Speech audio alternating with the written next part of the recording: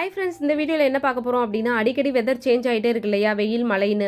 அந்த டைமில் வந்து குழந்தைகள்லேருந்து பெரியவங்க வரைக்கும் சளி, காய்ச்சல், இருமல், த்ரோட் இன்ஃபெக்ஷன் அது மாதிரி ப்ராப்ளம்லாம் நம்ம சந்திக்கிறோம் இல்லையா.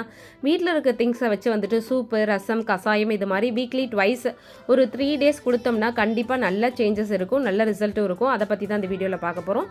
இது அரைச்சி வச்ச ரசம், அதாவது பூண்டு, மிளகு, சீரகம், புளி, காஞ்ச மிளகாய் எல்லாம் அரைச்சிட்டு தண்ணி ஆட் பண்ணி ஒரு கொதி வந்ததுக்கப்புறம் சூடான சாதத்தில் இதை ஊற்றிட்டு தொட்டுக்கிறதுக்கு துவையல் வந்து ஹார்ஸ் கிராம் சொல்லுவோம் பார்த்தீங்களா, கொள்ளு ஒரு கைப்பிடி வந்துட்டு ஒரு பேனில் வந்துட்டு ஆயில் ஆட் பண்ணாமல் வறுத்துட்டு 3 பல் பூண்டு, பொட்டுக்கல்ல கொஞ்சம், காஞ்ச மிளகாய் 2, கருவேப்பிலை, கொத்தமல்லி வந்து ஃப்ளேவருக்கு, கொத்தமல்லி வந்துட்டு பசியை தூண்டும், அதை கொஞ்சம் ஆட் பண்ணிவிட்டு கல்லுப்பு சேர்த்து நல்லா வறுத்துட்டு அதை வந்து அரைச்சி துவையெல்லாம் சேர்த்து சாப்பிடும் பொழுது நமக்கு நல்லா இருக்கும், ஃபில்லிங்காகவும் இருக்கும்.